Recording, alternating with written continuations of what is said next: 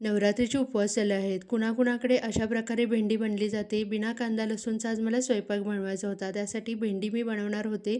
चला तर तुमच्यावर ही रेसिपी शेअर करूया. कारण बिना कांदा लसूणची शक्यतो भेंडी कुठे बनवली जात नाही. पण अशा प्रकारे जर बनवली ना तर खूप मस्त लागते आणि बिना कांदा लसूणचा स्वयंपाक खूप छान बनतोही. इथे भेंडी आपण स्वच्छ धुवून घेतली होती. त्यानंतर ती आता कोरड्या कपड्याने पुसून आपण आता ती चिरून घेणार आहोत. थोड्याशा मोठ्या आकारात चिरून घ्यायची. त्यामुळे भेंडी भाजताना ती लगेचच भाजली जाते. शेंगदाणे आधी मी भाजून घेतले होते. त्याच आपण पॅनमध्ये आता भेंडी भाजून घेऊया. भेंडी भाजताना थोडंसं तेल चढं घ्यायचं. नंतर थोडं तेल कमी केलं तरीही चालू शकतं आणि ही भेंडी तुम्ही प्रवासातही नेऊ शकता. 2 ते 3 दिवस सहज टिकते.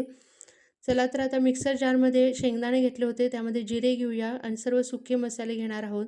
लाल मसाला घेतला आहे. हे काश्मीर लाल तिखट आहे. आपल्याला ह्यामध्ये कांदा लसूणची चटणीही वापरायची नाही आहे. त्यानंतर गोडा मसाला घेतला होता. हळद घ्यायची, थोडासा कढीपत्ता घ्यायचा, सुकं खोबरं घेतलं आहे, ओली मिरची घ्यायची आणि भरपूर अशी कोथिंबीर घ्यायची आणि आपल्याला ह्याचं मिक्सरला थोडंसं जाडसर कुटून घ्यायचं आहे. परत एकदा त्याच पॅनमध्ये तेल घ्यायचं आणि मसाला छान असा परतून घ्यायचा आहे आपल्याला. मसाला परतताना त्यामध्ये मिठाचा वापर करायला विसरू नका. कारण मी मसाला वाटताना त्यामध्ये मीठ वापरलं नव्हतं. आता मसाल्यामध्ये मीठ वापरलेलं आहे. मसाला छान परतून घ्यायचा. त्यानंतर भेंडी त्यामध्ये घ्यायची भाजलेली आणि छान अशी अलटी-पलटी करून घ्यायची आणि आपल्याला चपातीबरोबर, तुम्ही भाताबरोबर, कशाबरोबरही खाऊ शकता. मस्त अशी बिना कांदा लसूणची आपली भेंडी तयार आहे. कशी वाटली रेसिपी?